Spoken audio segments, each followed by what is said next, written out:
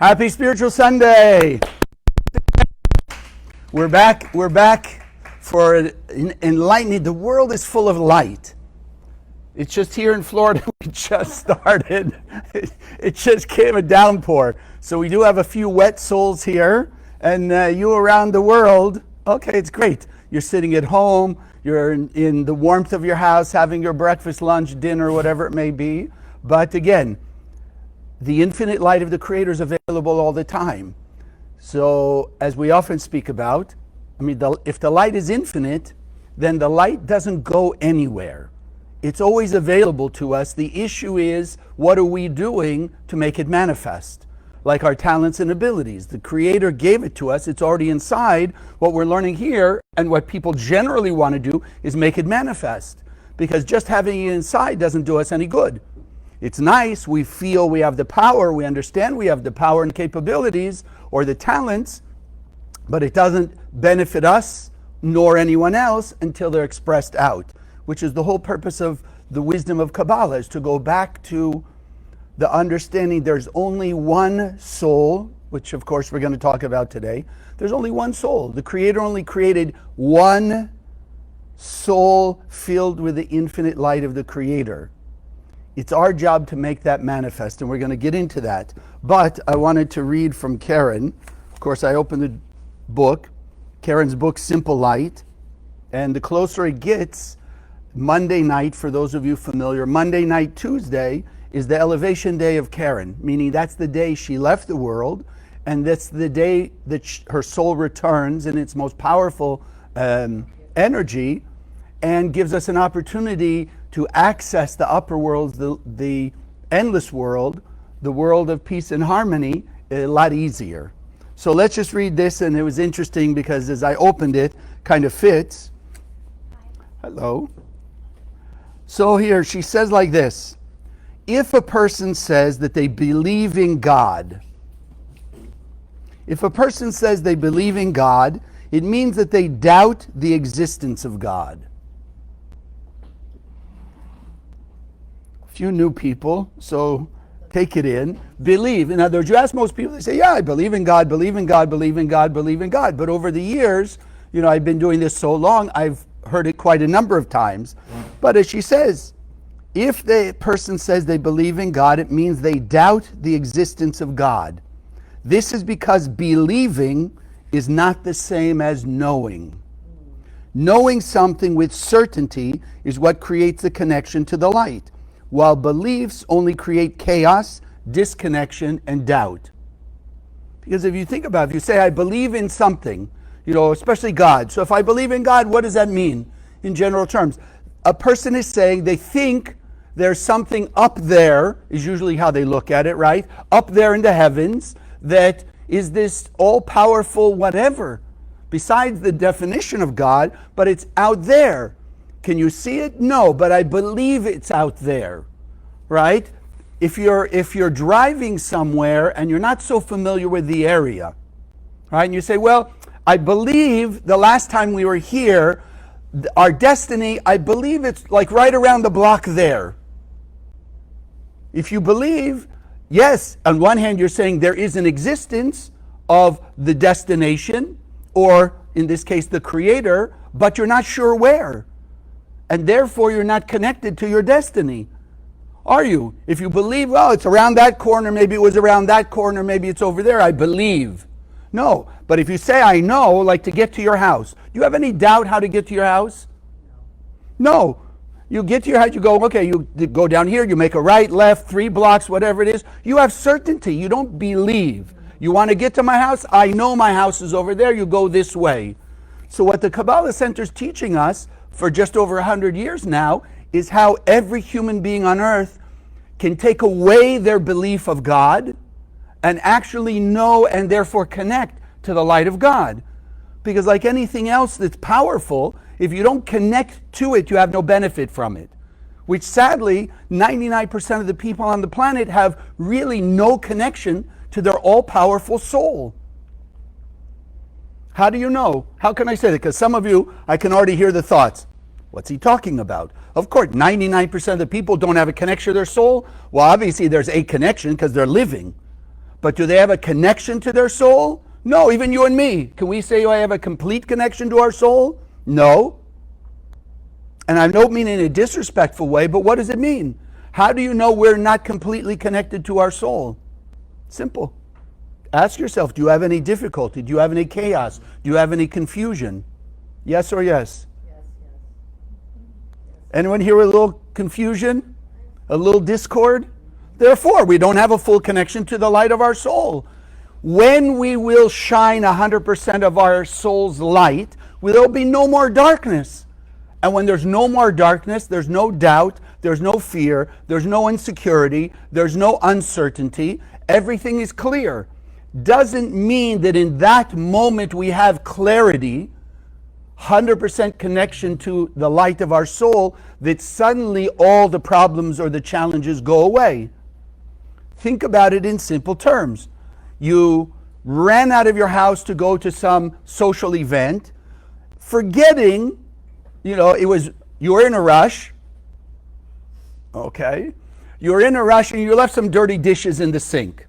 Yes? Okay. 3 hours later, you had a great time, you're coming back, you're a little exhausted, you're ready just to go up to your bed, go into the bedroom and go to sleep. As you walk by the kitchen, you turn on the light. What do you see now? The dirty dishes in the sink. One, do you think a thief came in and ate in your house and threw the dirty dishes in the sink? No, right? Number two, do you think by turning the light on in the kitchen, the light bulbs created the dirty dishes?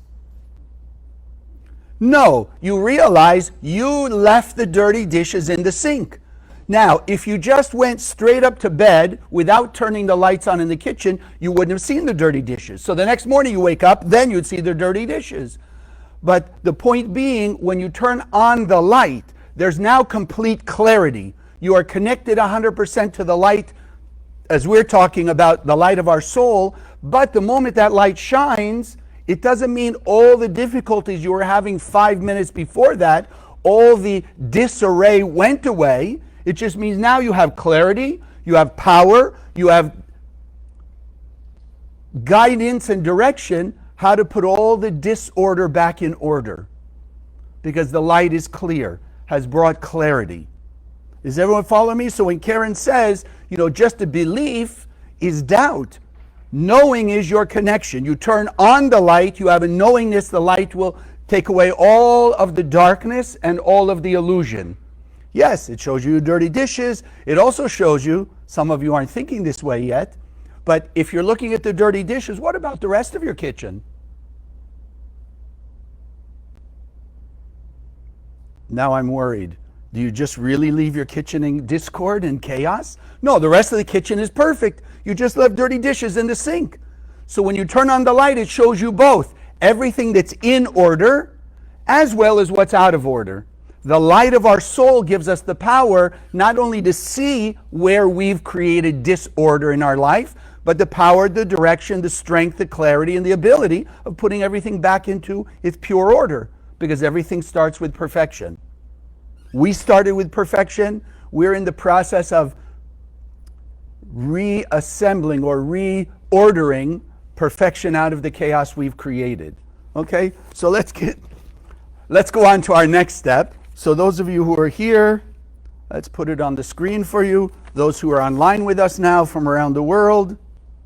So you and I are here in Boca. We're here in the presence of each other, but at the same time, we're in the presence of the entire world, which is what we're about to do now with our affirmation. We're spreading the light, not only awakening and engraving more light within us, but it's also to have the consciousness of channeling this light to the world, because we have that ability.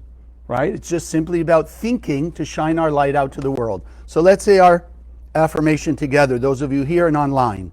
Consciousness is everything. I raise my consciousness today to see the miracles and wonders of life. I commit myself to behave with greater love, compassion, and kindness towards all human beings. Okay, so let's get started. So the idea today, relationships. Anyone here have a relationship? Yeah, okay. Well, we'll see how much we can change the consciousness of those relationships and just in general. But if you think in simple terms, most of us write a relationship. So you're either thinking, like, do I have a romantic partner in that way or not? Yes? That's probably the first thing comes to our mind. Yes or yes? Not necessarily. Okay. A little more Kabbalistically, how many of you have children or parents? None of you had parents? What's the matter? Exactly. Some of us have both, right? Even if they're not in the physical world, I still have parents, right? At least from this lifetime. I have parents from other lifetimes, but that's a different issue. So that's also a relationship, isn't it? So you have the relationship, we generally think, the personal, one-to-one, romantic type relationship. But we also want to understand relationship also can be understood as a configuration.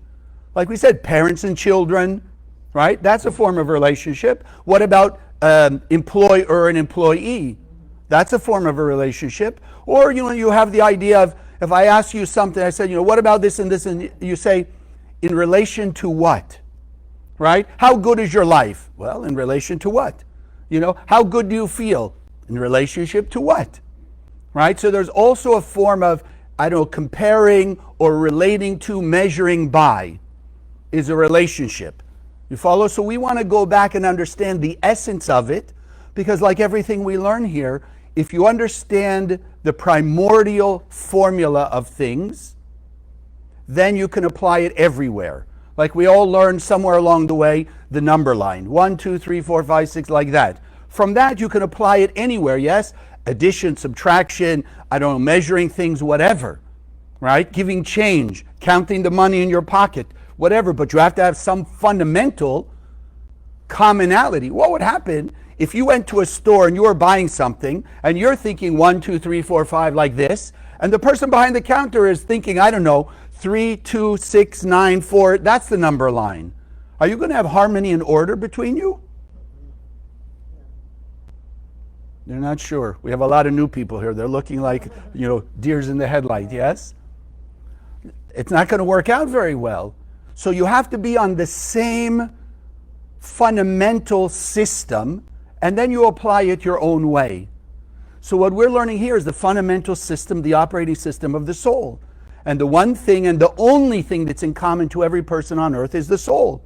Everything else then becomes all the differences. Tall, short, American, whatever, Canadian, Mexican, South America, whatever it is. We have all the various differences. The soul is the only thing in common to everyone, because whatever name you give it, there's only one creator. Only one creator. So the operating system of that creator has to be one operating system. But, like I always say, and many of you know me, my cell phone has one operating system, but it's got, 10,000 different functions or whatever it can do. I'm lucky if I know a dozen, right? Some of you may know 3 dozen, 8 dozen. Some of you out there may know all of them, but it's the same operating system, whatever we use, whatever we make use of. So the same thing with our soul. And this is why what we're learning here is open to every human being. We've always been open to every human being. And I know after 30 some odd years and making the effort to look objectively at the world, I know this is the only way, as we will live it, to bring peace, harmony, and unity to the world in a lasting way. Even two people fighting, they could pretend to not fight for 5 minutes, right? So, oh, look, peace. But then 5 minutes later, something pushes that button again, and they're back to fighting. So, only, as we were reading from Karen, only connection to the light inside us, inside every other person, and infinitely around us, that's the only way we can have lasting peace, harmony, and joy. Because it's the only source of lasting fulfillment is the light of the Creator. It fills us, it fills every person on earth, and it surrounds all of us. The issue is, because I know some of you thinking, well, then why do people do bad things? Okay, that's Kabbalah 1, but in simple terms, it's a disconnection from the light of their soul. Simple, simple. When I was growing up, my grandfather was teaching me how to use a drill. He was a carpenter, right? And it was one of those hand drills. Some of you have either seen them in a museum or some of you grew up with them. But the ones you held, you put it under your head like this and you turn like this, hand drill. So even that, a drill can be used for good or bad. Can it not? Yeah. A person can, heaven forbid, drill somebody's hand, can do harm to the person with the same drill that they can use to construct whatever it is they're working to construct. It's not about the tool, it's about how we use it, the consciousness. So it's the same thing. Why do people do, and even you and me, why do we do anything that's not pure light, love, kindness, compassion, care, forgiveness, tolerance, etc.? Because we're misusing the light of the Creator inside of us because we've been given free will. Okay, so before I just spend the rest of the time on that, so let's go to relationship. Where did the first relationship come into existence? The first one. Adam and Eve. Right? The first relationship. But remember, go back, even those of you who are newer, the Kabbalists believe the 5 books of Moses is also physically true.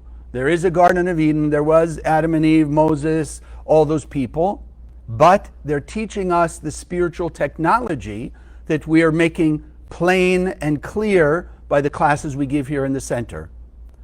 But before there was an Adam and Eve, what was there? Go back and read Genesis 1. There was heaven and earth, but there was one human being. I mean, we all heard the story, right? Where did Eve come from? Adam's rib, that's what they say, right? From the side of Adam. Well, then before there was an Adam and Eve, what was there? There was just one human being. Genesis 1, it says there was one being because there was only one soul came out of the endless world filled with the light of the Creator, and then it got split into what we call Adam and Eve. So to this day, there's still only one of us. It's just we're extended into 8.5 billion bodies. But why did there have to be an Adam and Eve? Why couldn't that one being just come down here, take all the light in its soul, shine it out into the world, and now have eternal peace, heaven on earth? Why couldn't it be that way? Simple. This is the whole purpose of relationship. Because think about, I know some of you, okay. Let's say you're so excited you bought a gift for somebody. You ever been excited about a gift you bought somebody? Yes. You love them so much, their birthday's coming up, and you just can't wait to give them that gift. You bought it with love, you listened to everything they ever said the last 6 months, so you picked out, you know exactly what they want. You're all excited, you bought it, you wrapped it, you're sitting at home now with this gift and all the energy of giving it to them and being so excited when they smile at you. What happens if they never show up or you never find them? What happens to all your joy, your happiness, and the gift? It doesn't get revealed, does it? You have the energy, you have the desire, you have the gift, you have everything that could make you ultimately, let's say, manifest that great feeling of sharing with somebody you love. But if you can't find the person to receive it, then there's no manifestation of that desire and action to share.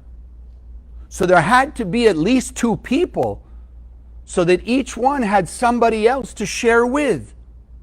That's why we had Adam and Eve. Unfortunately, as you know, the simple story, it didn't quite work out, did it? They listened to this thing called the snake, which we've had classes on, is not a snake. It's that programming in our head that makes us believe illusion, lie, limitation, what have you. We call it the opponent in our head. They listen to it, and what happened after that? Right? The simple story is they listened to this thing called the Nachash, actually. That's the Aramaic word. They listened to it, they got tempted, they ate of the tree of knowledge, good and evil. Now what happened? Were they still loving and harmonious to each other? Read the Bible, even in its simple literal level.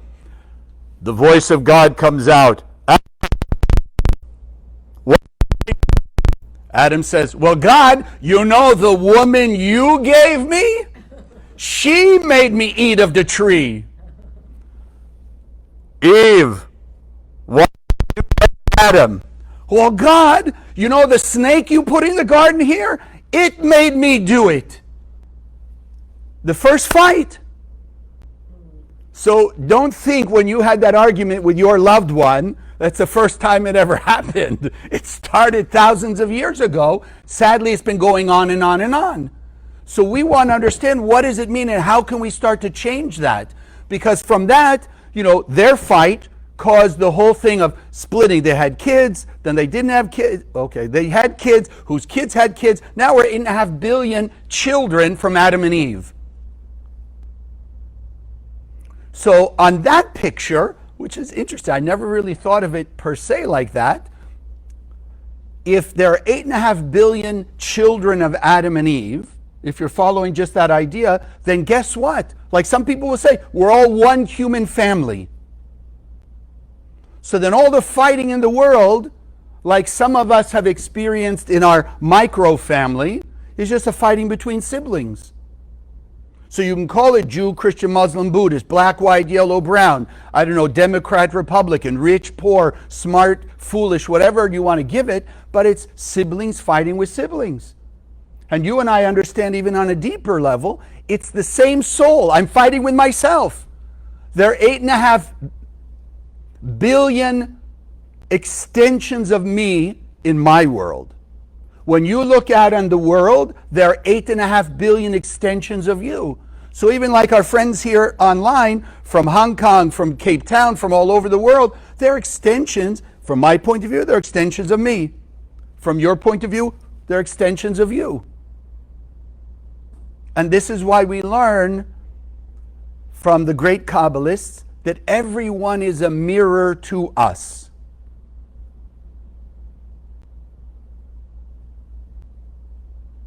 Everyone familiar with a mirror, yes? Mm-hmm. When you look at the mirror and your hair's, what do they call it, bedhead?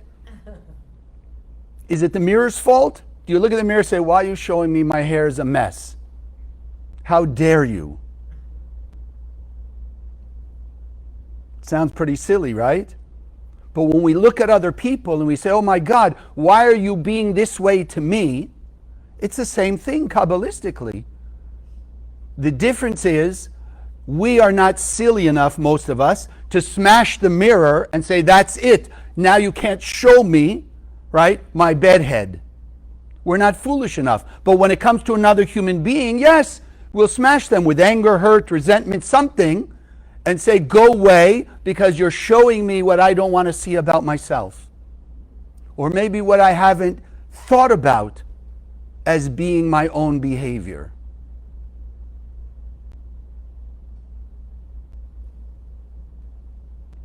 But just like the mirror. So let's say you want to ignore the mirror, you're going to a really important, business meeting, and of course you're supposed to look your best.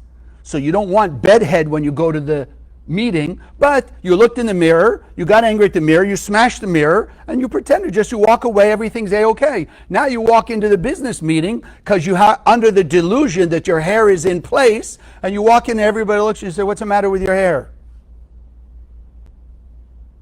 You're following the idea. It sounds very simple, but if you hold that thought and you look at how you behaved yesterday, I guarantee you each one of us somewhere in yesterday, we're pointing the finger at the other person and say, why are they doing this to me? Why are they saying that to me? Why are they making me feel this way? Why are they making me act this way? But you and I learn we have free will. It's up to us. It's up to us. So from the point of relationship, that's it. The other person is just the means for us to be able to channel our light, reveal our light, and therefore manifest our blessings. They're not there really to challenge us. They're like a mirror. The issue is, and let me give you the way I usually look at those, let's call them the romantic relationships. So,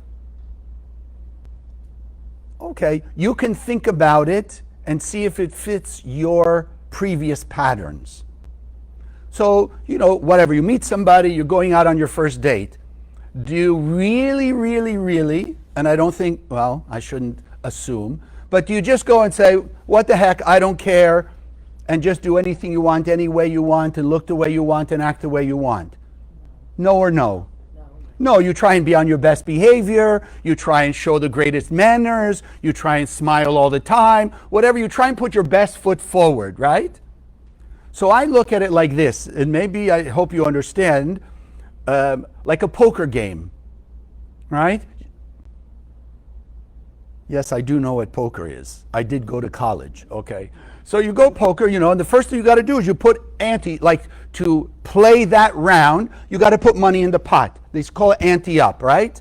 So this is how I look at most relationships. You first go out and you're putting your best foot forward, all of this, so you're putting your energy into this collective pot that you're hoping eventually will become a relationship. So the first date, the second date, whatever, both sides anteing up into the pot, right? I want them to think I'm nice. I want to think I do nice things. I want to think I like them, that we get along, whatever, whatever. And the pot is getting full and full and full, right? Because each one's giving in order to get. Now, after a while, after the relationship starts to settle in a little bit, now people aren't so much putting into the pot anymore. But they still want that good feeling they had in the beginning, so each one starts taking a little bit from the pot. I may take something from the pot, right, so that I'll feel good, and you know what, maybe I will put something in. But it's like I want to take out 10, put 1 in. Because I want them to treat me this way, I want them to love me this way, I want them to do these things for me. Well, the other person doing the same thing. So they're now putting 1 in and also taking 10 out. So that they're each trying to have the same feeling that they had in the beginning. Are you following me? But at some point of giving 1 and taking 10 and giving 1 and taking 10, what's going to eventually happen to the pot, the collective energy of that relationship? It's now empty. And at that point, usually, in not a nice way, there's a breakup. There's a parting of ways.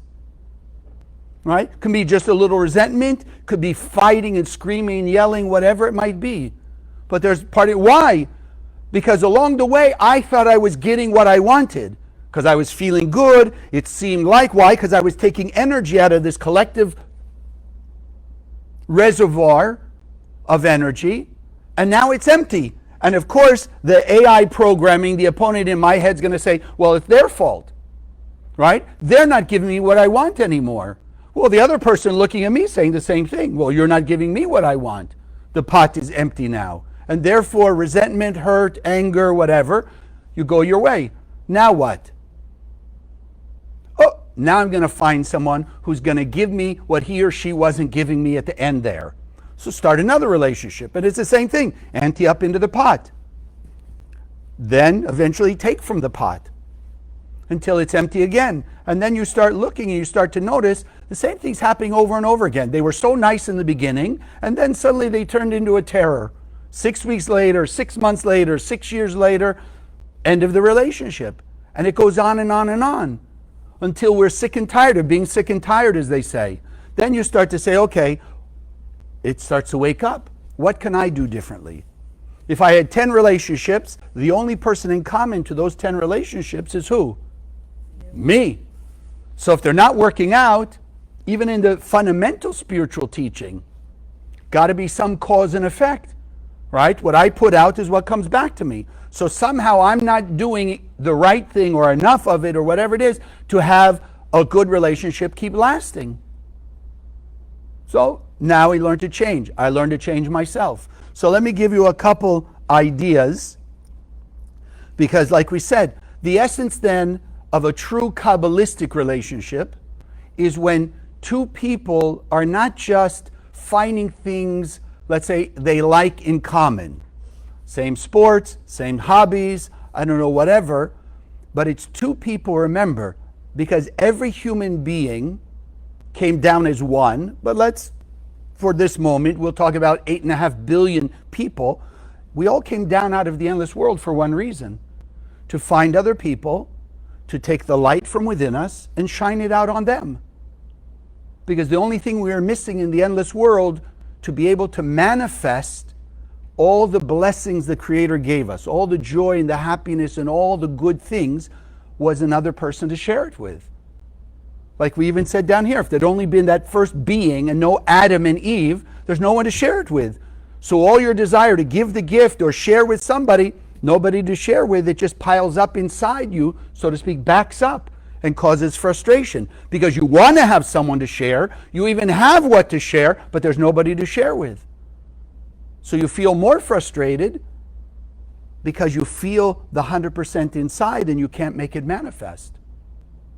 So Kabbalistically, it's about two people who want to share their light with each other, to help each other grow spiritually towards the ultimate goal, and this is why we call it looking in the same direction, how to make the world a better place. Because we came out of, let's call it the infinite heaven, to be co-creators or micro-creators in this world, to create heaven on earth. A copy of what we had up there, but bring it down here. So as we were all in harmony up there, our job is to bring harmony down here. So the best relationship or ideal relationship, two people who are helping each other see their own negativity and fix, transform the inner chaos or the inner discord that we have and bring it into order. So I'm helping you, you're helping me. They're helping me, I'm helping them. That's the ideal. So then what do you have to look out for? Expect and be aware that the closer people are to you, which means in simple terms, the more energy you have between you. In other words, you and me and the stranger on the street, of course there's a connection because we're all one soul, but let's call it the intensity of that connectedness is very little. The closer people are to us, the more connectedness we have. And therefore we have to be aware, conscious, that the more powerfully we can push their buttons and they can push our buttons. Because we're more glued together. We're closer. The person who's a little further away, they could push your buttons, but not as intensively, and you just keep moving away like that. So when you're in that very close relationship, yes, you want to use a spiritual relationship to help see what you need to change and then make the changes. So I just wrote down a couple examples that I'd like to share with you. So one party is pointing, I don't want to make it too personal, one party is pointing at the other, saying, they're so controlling. They're such a control freak. So do you ever stop and think, why are they a control freak? No, they're just a control freak. They push my buttons. So remember, if the idea is to shine light, light is the only thing to remove darkness. So if somebody's acting as a control freak, what are they really looking for? They're looking for a sense of peace and harmony in their life by, from their point of view, putting you and things around them, not just you, things around them in the right order, in the right place, in the right way, so they will feel a sense of peace and harmony. Hope I'm making it clear. And therefore, instead of reacting to it and trying to be your own control freak over them, because why would you argue with them? Well, they're trying to control you and telling you to do this and this and this. You're going to say, no way, I'm going to control them and tell them if they'll do this and this and this, then I'll feel good. So you have now two people fighting each other to try and feel good. Going back to the ante, right? They're each trying to take out of the pot by making the other behave the way they want.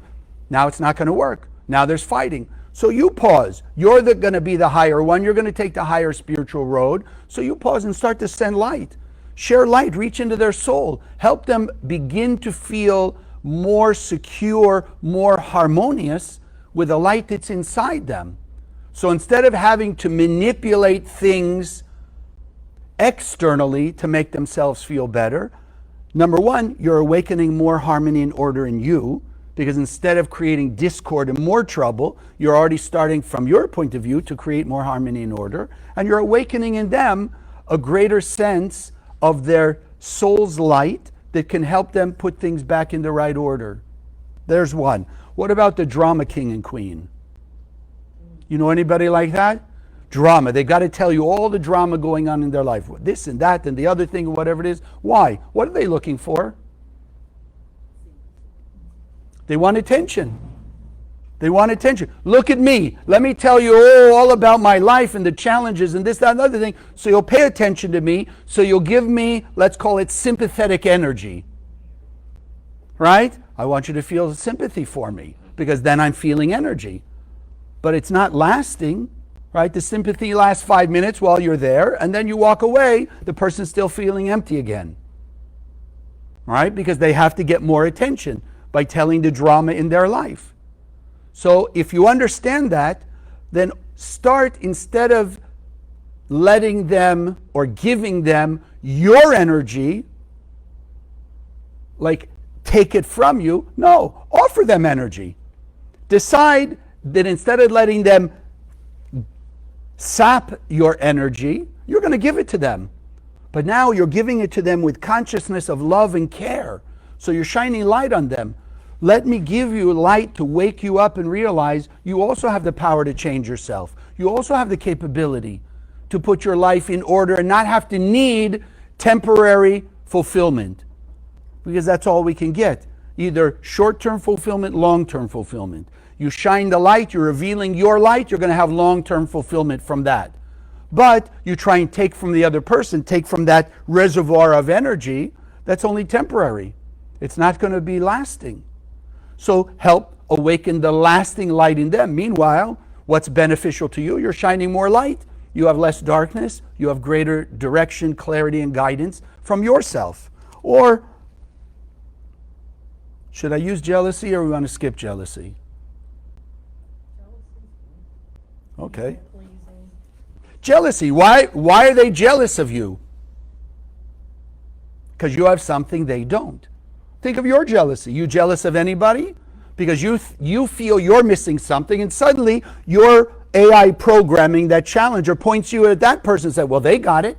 Why do they deserve it? How did they get it? How come I don't have it? So we're going to pause and we're going to think, no, each of us have been given a soul full of light. We have all the resources, all the capability to have everything that will make us satisfied. How many of you ever been in somebody's house and they're bragging about how great their house looks, the furniture, the art, this, that, and the other thing, and you're looking and saying, oh my God, how do they stand that furniture? How do they like that thing called art? Ever happened to you? Really? No? Right? You look at their furniture, you're not going to tell them or whatever, but you say, no, I'm not attracted to that furniture. So think in the same way. So why would you be jealous of somebody who has something you think that you want? Oh, they just started a new relationship and you're missing a relationship, right? So you're going to be jealous of them. What do you mean? You don't want their relationship. Like you don't want their furniture because it's not attractive to you. You want furniture of your own that's going to make you feel harmonious, that's going to resonate with your energy.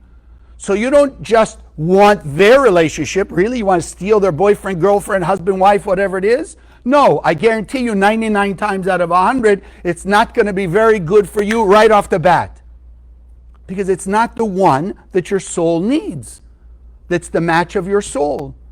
So you shine light on them, help them awaken inside them the ability to find and attract whatever it is that they're jealous of, but in the form that makes them happy, that suits their spiritual energy, instead of trying to grab from everybody else what they feel they're missing.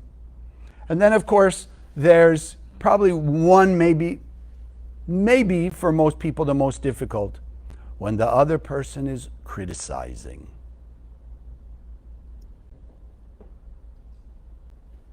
No? I'm looking to see, do you relate to this? Yes. Maybe I'm just talking to the people who are out here. Right? You never had anybody criticize you. Oh, okay. Good. Okay.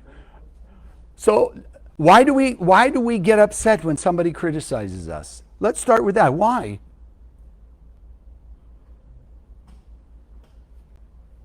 So it says, I don't like the shirt, I don't like what you did, I don't like what you said, whatever, whatever. Why does it bother us? It makes you feel What's that? insecurity. Yeah, insecurity. But how does it start? How does it start making you feel bad? For me, it goes back to one of the things that we say it and we don't realize what we say.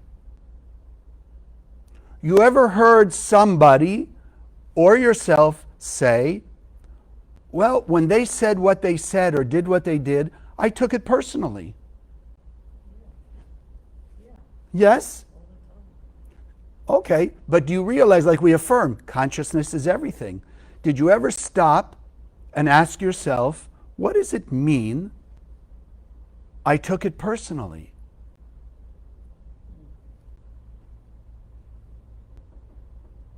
You ever go to a grocery store? Really? You ever go to a grocery? Yeah, okay, one person raising hand. Okay, the rest of you at least nod so I know that you're there. Right? We go to a grocery store, right? Do you ever pick a piece of fruit out of the fruit area, whatever? The fruit stand? Yes or yes? Right? You take it.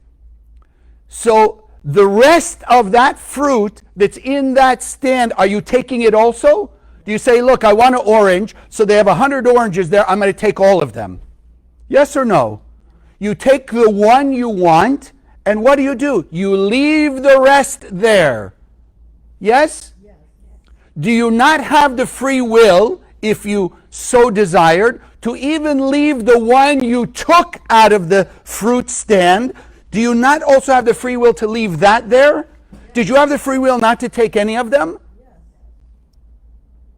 So then why did you take what they said personally? Because whatever button it pushed, like you said, insecurity, fear, resentment, whatever it is, because that's what you actually wanted. You wanted the awakening that you have fear, insecurity, anger, jealousy, criticism, I don't know, resentment, whatever it is. Because like we said, in the big picture, we want to use the world as a mirror. So when I took it personally, it's like now I walked in front of that mirror and I said, oh my God, what do I look like? Whatever button that just got pushed. But now realize you have the free will not to take it personally. So like there on the stand, you could leave the orange there. You still see oranges. You still might even be tempted to grab an orange, but something in your mind say, no, no, no, no, no, no, no, no, no. I don't want an orange. For whatever reason. They're all rotten. I don't want them. I just don't want to eat it. What have you? So we have to realize we also have free will not to take criticism personally. Because I guarantee you 99 times out of 100, the reason that they're criticizing you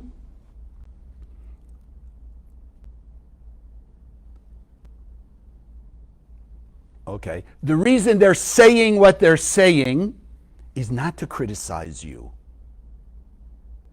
It's to just spit out their own hurt, resentment, anger, fear, jealousy, greed, whatever it is. You just happen to be there. And sadly, when we say you took it personally, means they spewed it out onto the floor. You reached down on the floor, picked it up and said, why did they do that to me? And reacted to it. So when somebody seems to be criticizing you, what we learn here is pause for a moment. Don't take it personally. Yes, I would encourage you, okay, see, if I was about to take it personally, what is it? If it's fear, okay, help me break my fear. If it's insecurity, help me transform my insecurity. If it makes me angry, help me transform my anger.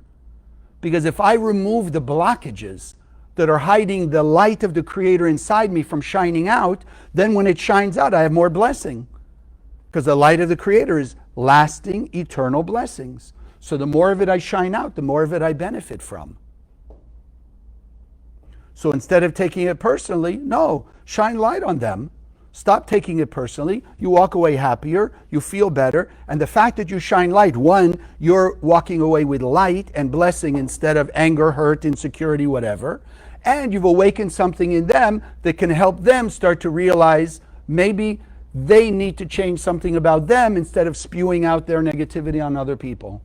Because I guarantee you, if they're saying things that you think are critical to you, and they're not yet spiritually evolving, they're doing the same thing to everybody else. They're watching the news, they're criticizing everyone on the news. They're driving down the street, they're criticizing everyone on the street. Which leads me to the next idea. Our relationships are not limited to just a romantic, personal, or even, let's say, parent-children type thing. You drive down the street. You ever pay attention to the other cars on the street? You ever watch out to make sure that person doesn't pull over and, like try and change lanes when you're in their way? Things like that? Yes or yes? What do you call that? You're in a relationship with that person. They're on your right or left, right? And you're on their right or left. That's a relationship. You are in relation to them. You're side by side. They're in front of you. You're in front of them. Whatever it is, that's also a relationship. So we have to realize there's no such thing as no relationship. We're in relationship to everything and everyone. It's a question of consciousness. How do you want that relationship to go? Do you want it to bring you greater long-term happiness, joy, peace, and harmony, or just short-term instant gratification? Up to you. What do you want? So for me, as much as I can, I don't care where I am. If I go to the store, I want to shine light on everybody. Because if I'm shining more light, I get more benefits. There's more illumination for me. If I'm driving down the street and I'm shining light, more illumination for me. Hopefully also, along the way, more protection. Because light protects me from darkness. Darkness isn't going to protect me from darkness. So if I'm shining light everywhere I go and everything I do, number one, I'm making a stronger relationship. Think of it this way. How would you feel if a stranger who didn't look threatening, okay, I don't want that way, but like a friendly looking stranger just walked up to you and with real sincerity looked at you directly in the eyes and said, what can I do to make your day better? Think about it. How would you feel? How would you act? Really, if you saw sincerity in their eyes, not like, we're all thinking, oh, what do they want? But you really saw sincerity. They want to, what can I do to make your day better? Would you suddenly feel closer to them even a little bit versus the stranger they were 2 seconds before? Yes or yes? So if we're shining light on people, even unconsciously, we're asking them, not only asking them what would make you have a better day, but we're actually activating a better day in them, a better human being in them, a better awareness of what they need to remove from themselves, anger, fear, jealousy, ego, greed, whatever it is, and shine more light so they'll have a better life, not just a better moment. How much stronger have we just made our relationship with them and everyone else, and their relationship with everyone else? Think about it. We have the ability to impact, and we are, whether we realize it, we're impacting 8.5 billion people every second of every day. Either for good or not. So if we're awakening ourselves and saying, no, I want to impact everybody, which includes me. The founder of the center 100 years ago, Rav Yehuda Ashlag, he wrote very simply, he says, if we are doing what we can for the world, even like we said, if you're just envisioning a beam of light like we're going to do with our meditation, a beam of light shining out of your heart and soul to 8.5 billion human beings, then you and your family and friends are included in humanity. But when a person's thinking, okay, they just want to bless their own family or their own business or whatever, that means the rest of the 8.5 billion people, even if it's only a tiny little spark, are influencing that person and their family with little sparks of negativity. Because meanwhile, everybody has a little bit of jealousy, a little bit of insecurity, a little bit of fear, a little bit of lack and limitation. So that's shining out on the spiritual internet all the time. So Rav Ashlag was very practical. Kabbalah is not just philosophy, theology, I don't know, a nice concept. It's the most absolute, down-to-earth, practical way to live, to be improving your life moment to moment and the world at the same time. Because it includes every human being on earth, ideally with every word, thought, and action. Because we hold as much as possible the fundamental concept, we're all one soul. So just like with your body, right? If you ever you ever had your leg fall asleep? So when you start to get up and you know how it, like you can't stand on or whatever, you just say, heck with it, chop it right off because you don't want that feeling anymore? Yes or no? No, because you know if you rub it or walk or whatever it is, right, the circulation will start and your leg will be functional again. And it will support you in everything you want to do. So think on a grander scheme. 8.5 billion people make up one collective human body. So in the same way, when we look at people who meanwhile are not acting in their pure and perfect light beingness, we don't want to just cut it out, because you cut out enough of that, heaven forbid, a person won't have legs, they won't have hands, they won't be able to function. We want to heal, transform, like with the legs. We want the circulation to go back to normal where we can stand and we can walk normally without one leg asleep. So we have the full strength. That is all that the center's teaching us. In the end of the story, that's it. Because we have the technology, we have the ways and means, and so that's all. We want to go back to the simplicity. You know, they used to have a saying, they used to call it the KISS method. Some of you know, it doesn't mean this, although that's nice too. Keep it simple, stupid. But why the stupid? Why not keep it simple, smart? You ever think of that? Why is it keep it simple, stupid? Because we're foolish, stupid, not to keep it simple. We're foolish to let that AI programming that we programmed in our head to challenge us, to show us, no, it's not so simple. You got 8.5 billion people, there are different religions, colors, races, nationality, languages, whatever. No. That's why I told you in the beginning, there's only one soul, there's only one creator. The operating system of every human being on earth is the same. So if you let it be that simple, we can activate the operating system by using it better, and therefore make the world better all at once. Instead of dividing it, well, how do we deal with that person or that group or in this way and that way? No, you want to harmonize everybody? Reach into their heart and soul. Harmonize them on a soul level. That's it. And we can do it because we're all on that one soul internet.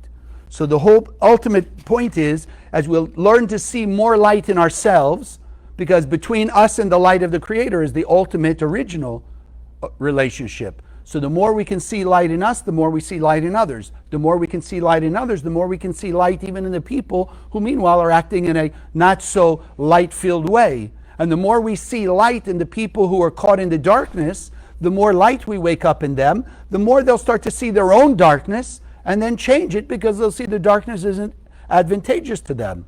So then what we're learning here is just one, the purpose of life and the power we have of our pure and perfect light being to touch the heart and soul of every person on earth. And if you start to wake up the heart and soul of people, like we said, imagine 8.5 billion people coming with sincerity in their eyes. What can I do for you? What can I do to make your day better? So yes, in a physical level, we can't run around to 8.5 billion people. But if you really stop and you reach into your heart and soul, which is like this computer that's connected to the World Wide Web so I can reach anyone around the world, if you reach into your heart and soul and you awaken that light in your heart and soul and you shine it out to 8.5 billion people with that consciousness, I'm sending you light to make your life better. I'm sending you light to make you feel what the Creator put inside you and the power you have, that instead of looking outside and trying to get from the outside, how to take what's inside you and shine it out into the world so your world becomes more illuminated. And then the more illuminated it is, the more you start to see how perfect your world is. And pretty soon you start to see your piece of the Garden of Eden. And as we'll reach out to the heart and soul of every human being, and everyone will start to take away that aspect of darkness, then the Garden of Eden shows up. It didn't disappear. It didn't go away. It didn't get destroyed. We just covered it up with a blanket of darkness.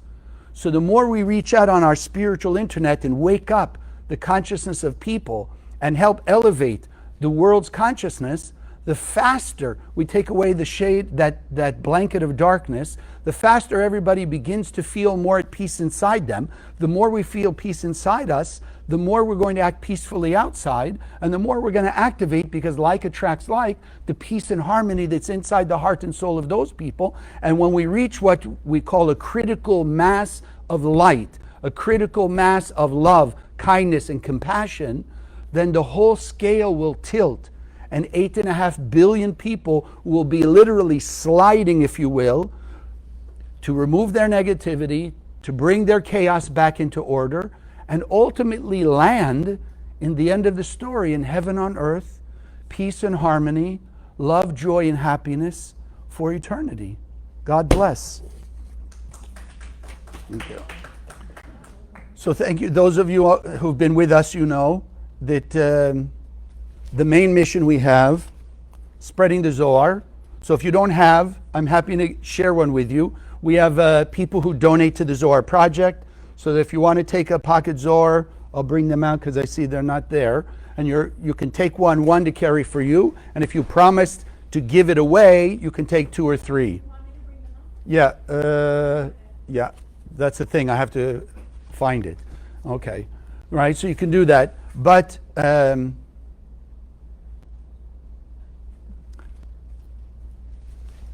okay. To keep giving them away, in simple terms, we need more support. It's just that simple. So this is why we take this time. It is a love offering. It is a free will offering. So if you'd like to donate and help support the projects of the center and or Spiritual Sunday, so we'll take this moment and then don't go away, because we have one of our 72 names that we're going to do a meditation on. Here, for those of you here, you can already start looking at it. Okay, but let's just take that moment. Yes, because we know if consciousness is everything, I'm just going to post it here for people online. Okay. Like everything else, whatever we put into the cosmos is going to come back to us. So we just take a moment now, and those of you online, do it with us, and then we'll do our meditation together. So just whatever you'd love to offer, and whatever you give with your heart and soul. So let's just put our consciousness in it.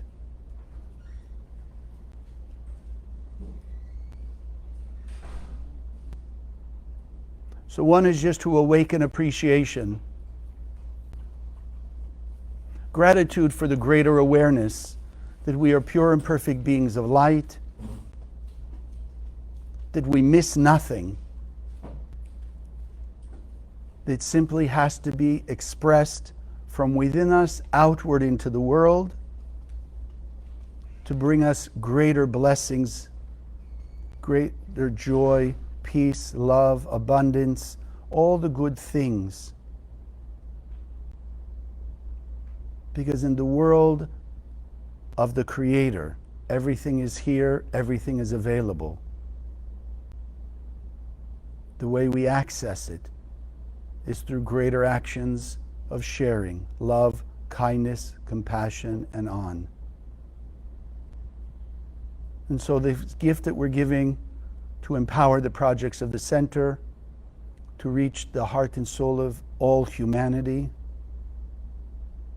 we give it with our love, gratitude, appreciation,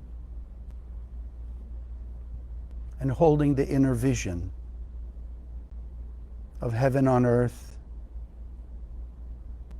peace and love, through the consciousness of love your neighbor as yourself, which simply means acknowledging that every person on earth is a piece of me, is a part of my soul. And therefore, as I want for me the greatest blessings, I can only experience them when I'm influencing all of humanity to have those same blessings.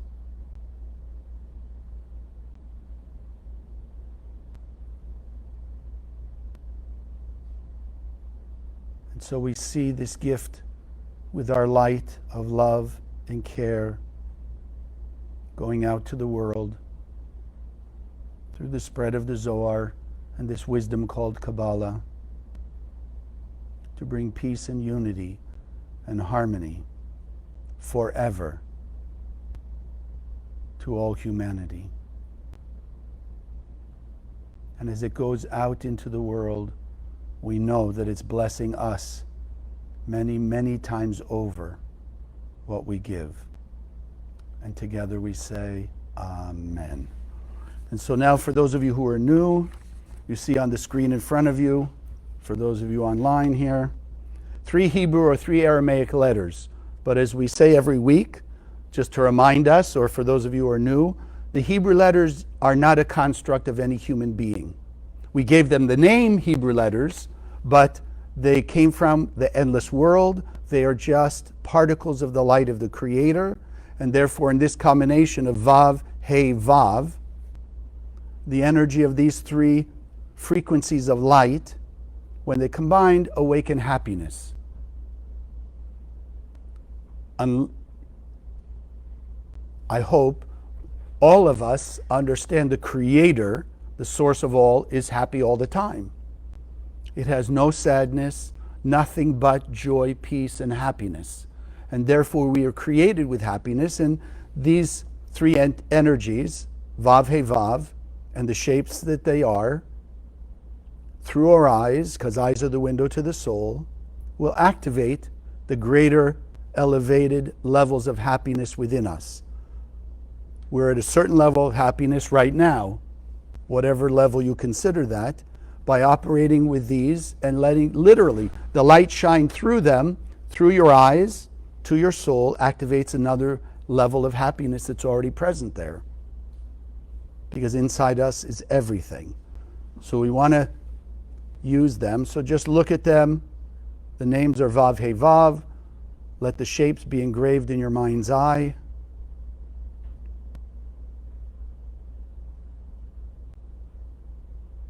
And strengthen your desire for greater happiness.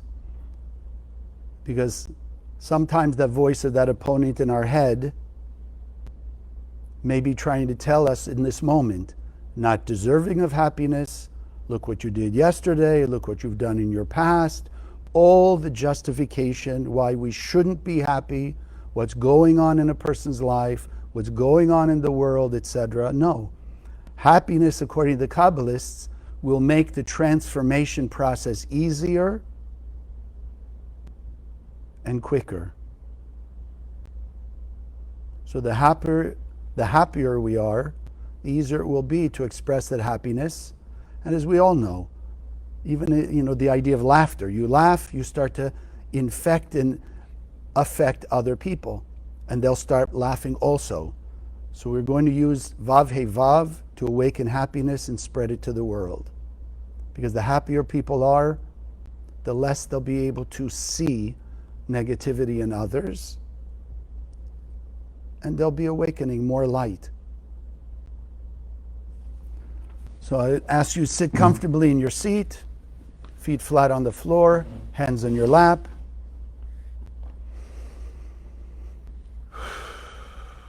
Relaxing into the light of the Creator that's infinitely around us. Breathing in through the nose, hold the breath for a moment, exhale through the mouth.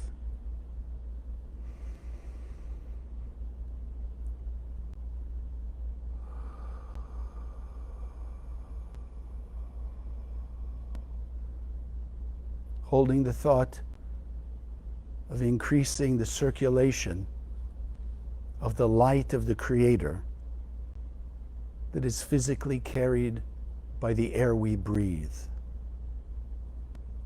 And so drawing it in through the nose, let it spread from head to toe, and then exhale through the mouth, allowing the limitations, the false beliefs we've held up to this moment, whatever blockages, let them be released and move out of us.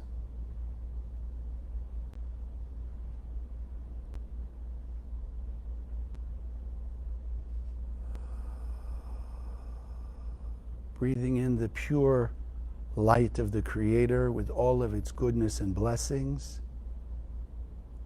allowing it to clarify, to reorder, and then exhale, removing all of the falsehood, anything that's not pure light.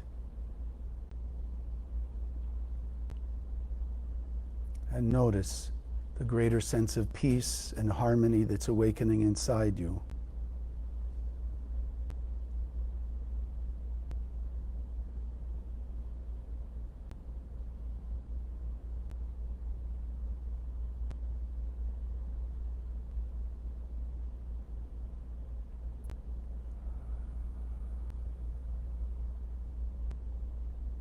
Feeling yourself more relaxed, in tune, in frequency with the unconditional love of the light of the Creator in and all around you.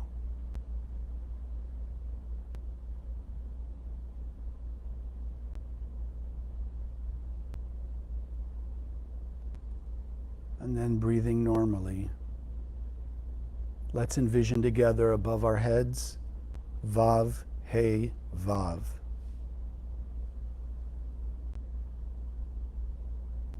These three particles of the light of the Creator. These three portals from the endless world into our world of this light of happiness and joy.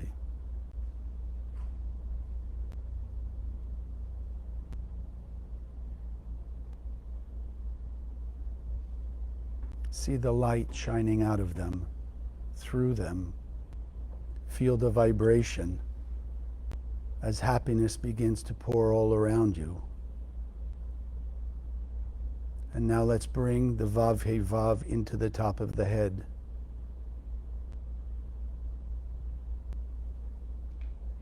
Through the portal that is our connection to the upper worlds. Let the Vav He Vav activate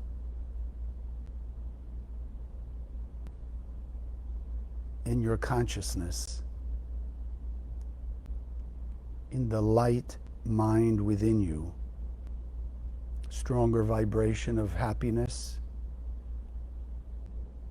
greater thoughts, an inspiration of happy actions to spread around your life.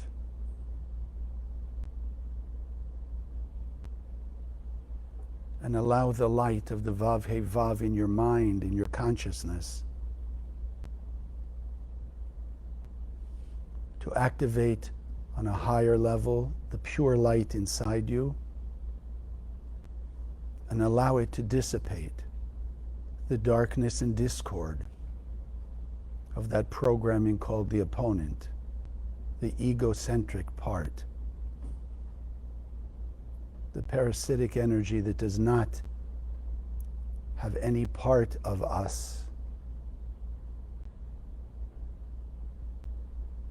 especially because we are separating ourselves and it from us. The light, Vav He Vav, dispelling the darkness of anything that's not happy and joyous.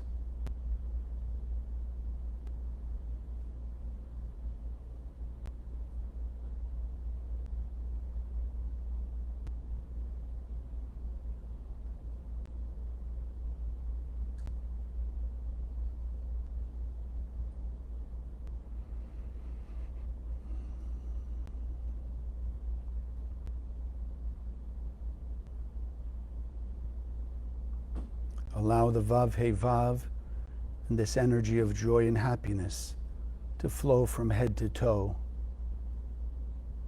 that every cell of your being, spiritually and physically, is elevated, is raised up to a higher level of happiness and joy. Even the joy of awareness of our blockages, how we've allowed limitation to exist in our lives.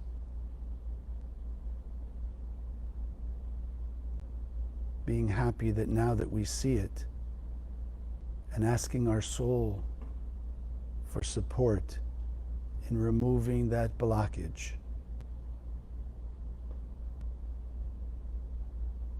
We can already feel a greater sense of happiness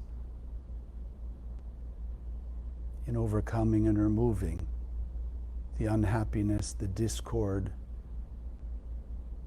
the darkness in our lives.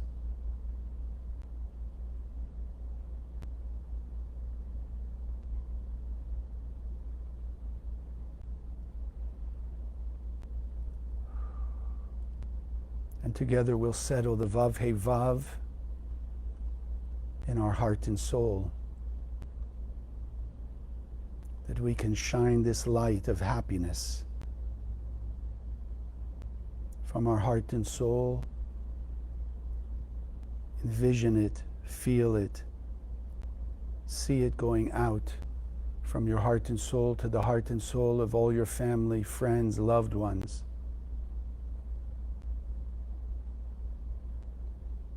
Activating a greater level of happiness and light consciousness in them.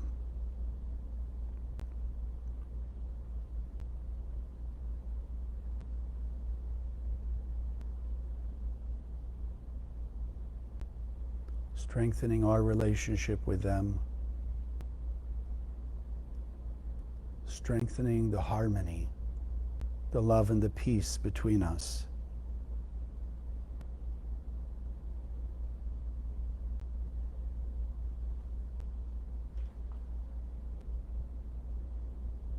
And now letting a beam of light from their heart and soul, Vav He Vav, out to every human being, to all humanity, directly to the heart and soul, activating the light of the Creator in all humans, all humanity, that pure light of happiness, joy, and love.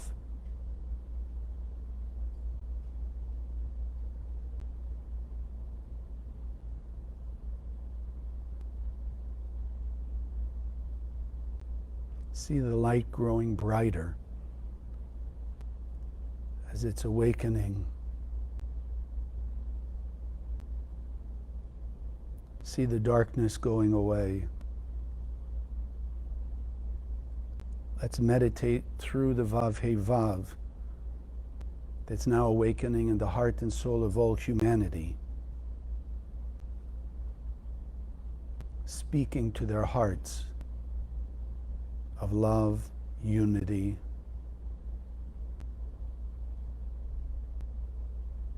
remembering the happiness we all had in the endless, activating the guidance, the strength, and the commitment to manifest that happiness here on earth.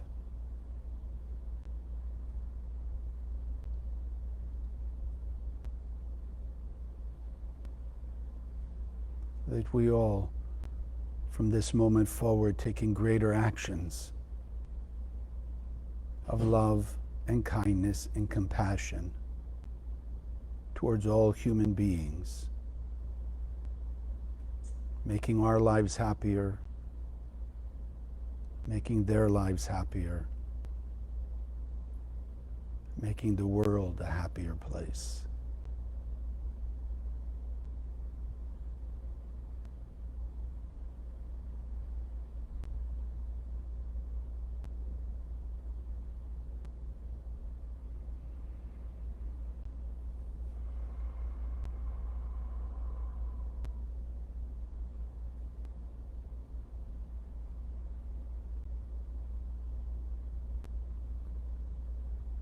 Hold this vision, engrave it in your mind's eye, in your consciousness, in your heart and soul.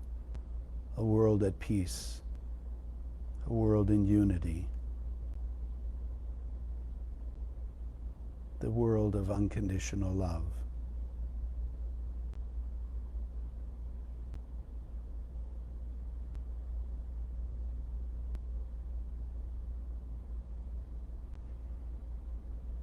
Together we take one more deep breath, solidifying it, anchoring in our heart and soul. And slowly exhale and open your eyes.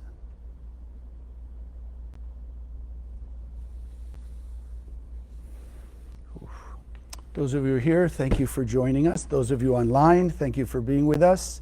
Have an amazing week, amazing evening. I know for some of you it's bedtime after midnight over there. But thank you for joining us. God bless. Have a great week, and we'll see you next week. Thank you. Thank you for joining us. If you liked what you saw, subscribe to this channel that you'll be notified when we post new videos. Share the video with your friends, they can also benefit. And check out the website, www.kabbalah.com. That's Kabbalah, for hundreds of articles and classes. Wish you an amazing day, and God bless.